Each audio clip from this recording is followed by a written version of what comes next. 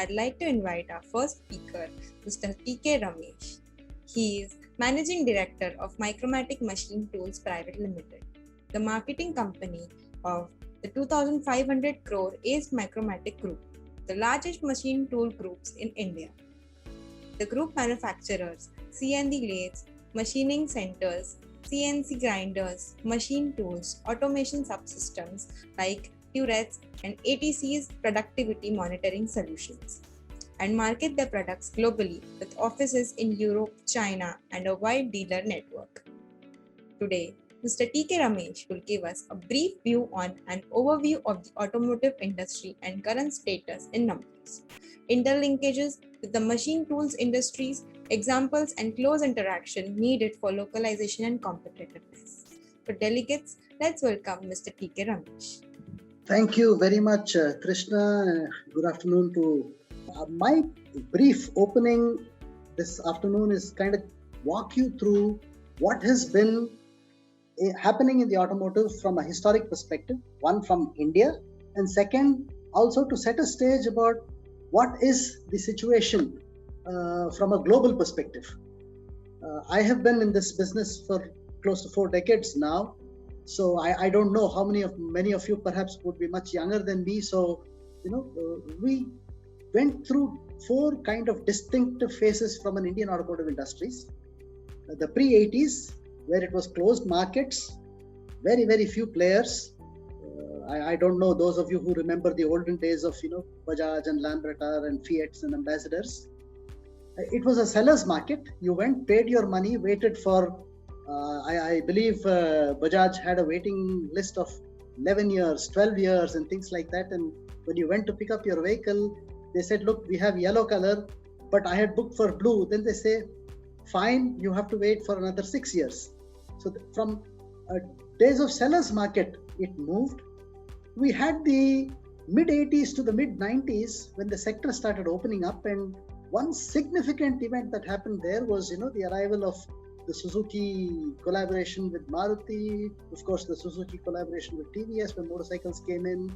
We also had the Yamaha Escorts in those days, and of course the Hero Honda, which is now separately Honda and Hero. So this was the beginning of those days. And what really happened at that point in time was gradual opening up was happening, and the importance of a supply chain management development center or development need was felt. Then we moved to the next phase, which is from the mid 80s to 2015, where for a change, the sector got delicensed. Manufacturing was licensed. So those of you who believe, that means if a company had, for example, Telco, which used to be making trucks and commercial vehicles in those days, the government would have to permit it to produce a certain number, whatever, 40,000, 50,000 per year. And if you made more than that, you were penalized. I mean, these are some things that you can't even imagine today, but that's how it was. So the sector got delicensed, and there was a gradual but a steady shift of OEMs to India. Today, most of the global OEMs are present in India, and the import policy changed. And of course, before the GST that we are talking of today, was a significant change to VAT, which was value-added taxes. Of course, it was still state and center, but it moved to VAT. And then came the 4th phase, which is for the last 5 years, which is 2015 onwards, where the government of India, looking at the rate at which the automotive sector grew, the large market that was available in India, there was a policy change like what we are talking today of Atmanirbhar Bharat and manufacture in India and things like that.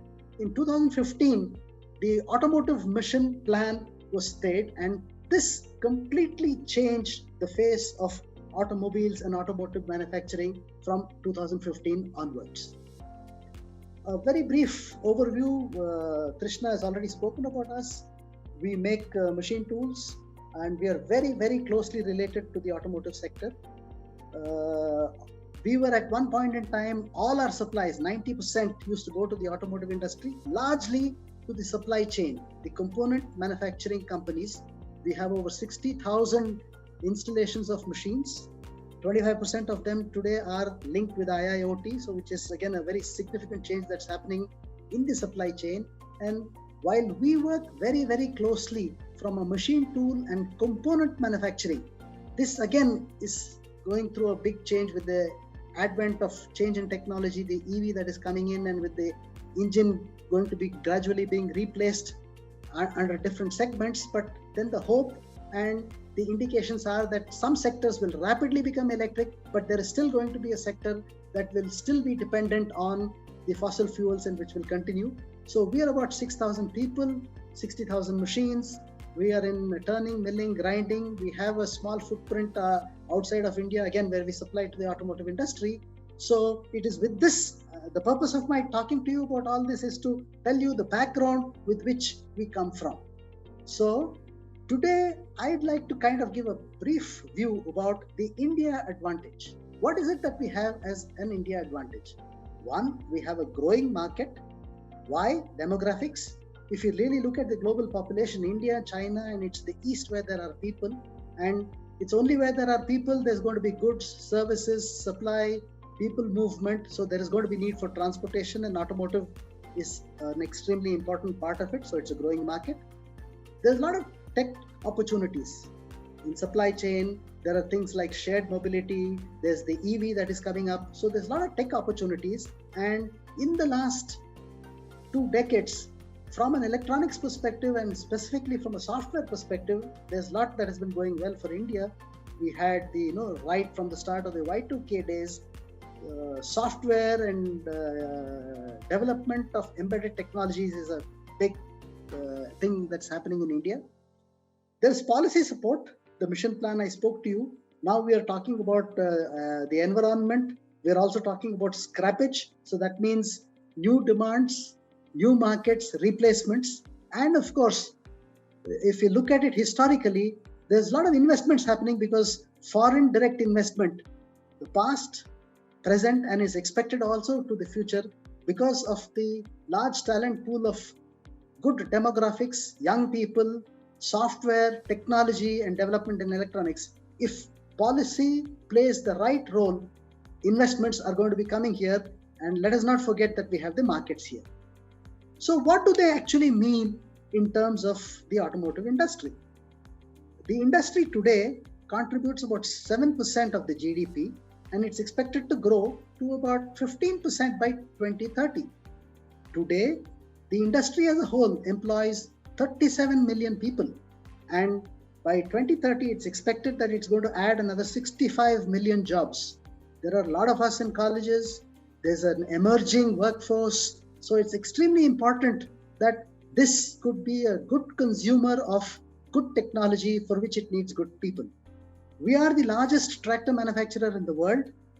We have, like I already mentioned, good technology pool. And what is this technology pool? It's all about design development of innovative ways.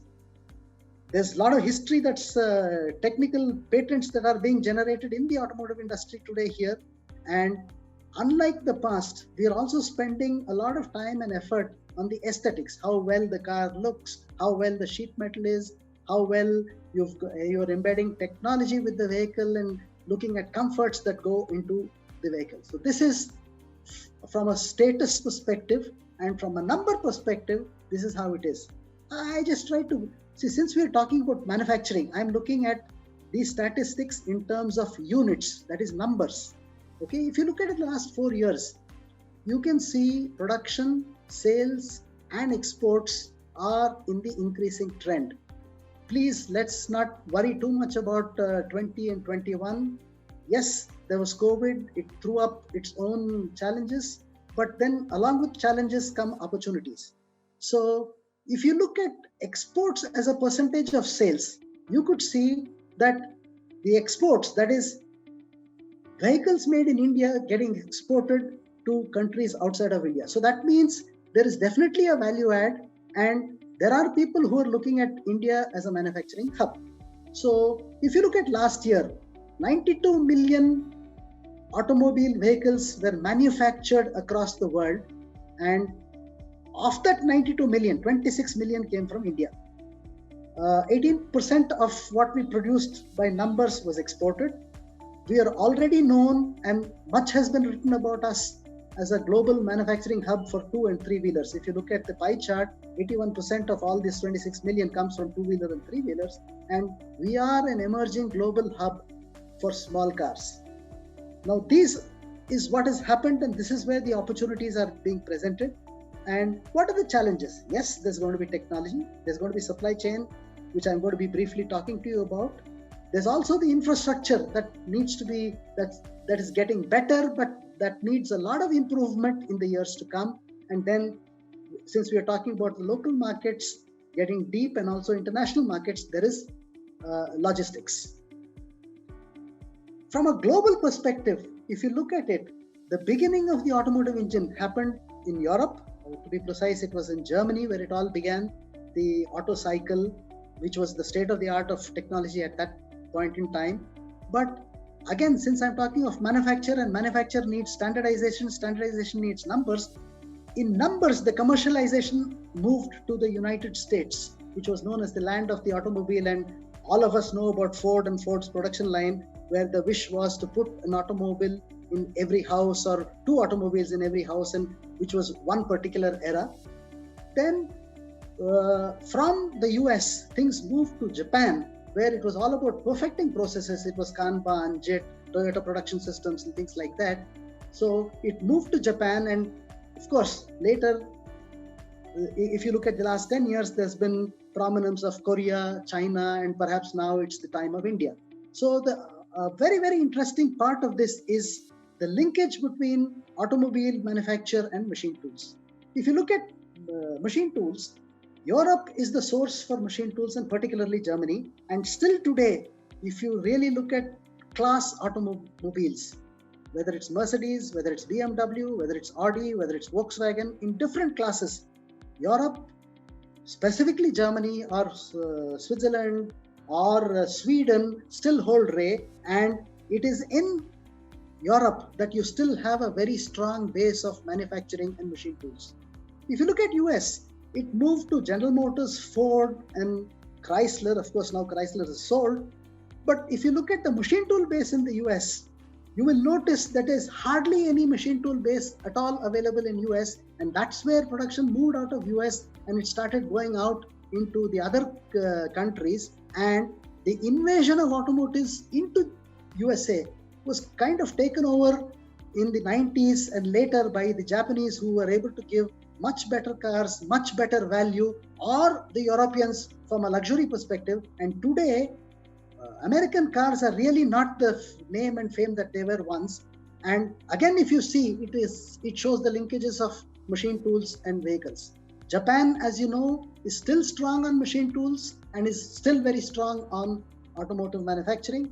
And Korea, China also have their own base of automotive manufacturing. And as a result of automotive manufacturing, machine tool technology also grew. And you have examples of Hyundai, Kia, people who are into machine tools and who are into cars. So there's an extremely strong linkage. And today, while the competition is between China and India from an automotive perspective, you clearly see that the Mahindras and the Tatas are looking at exports. And from the data that I showed you, whether it's a Bajaj or whether it is the OEs who are manufacturing here, are linking it with the exports and the global markets, and for which a strong machine tool development base and a strong machine tool industry is extremely important, which is a role I think many within the country are playing.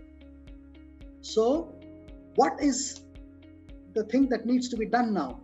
We really need to look at deepening the value chain in India for this to be competitive. So we need holistic partnering, we need technology, we need a truly connected enterprise, and we need to share cost and outcome based on rewards and recognitions, or based on outcomes, which is slightly different from what we are trying to do today. Today, development happens inside the OEs, components get manufactured in tier 1, tier 2. So this holistic partnering, replacing the vendor approach, and also looking at partnering on technology with transparency and joint R&D. These are some of the challenges that really need to be addressed, and they're all part of the automotive mission from a policy framework that the government is trying to put in together. So these are a couple of the challenges that I'm sure that my fellow panelists will be talking about and taking to you. And from a machine tool perspective, we believe the IoT or the Industry 4.0 is going to be an extremely important part of this, by which the machine manufacturer, the sales and service partner, the ecosystem, the customer and the customer's customer, be it tier 1, tier 2, OEM, whatever that we are trying to look at, is something that we need to develop and build to make the challenge of the Indian automotive sector and to drive automobiles across. This is what I thought I would set the stage for the automotive industry. Thank you very much.